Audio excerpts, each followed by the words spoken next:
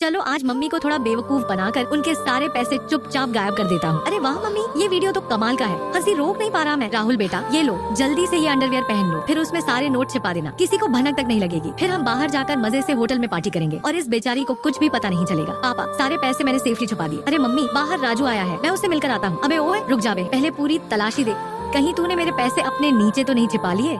Mummy देख लो ना, मैंने कुछ नहीं छिपाया, सच में। अच्छा ठीक है, भाग जा यहाँ से, शक होता है तुझ पर फिर भी।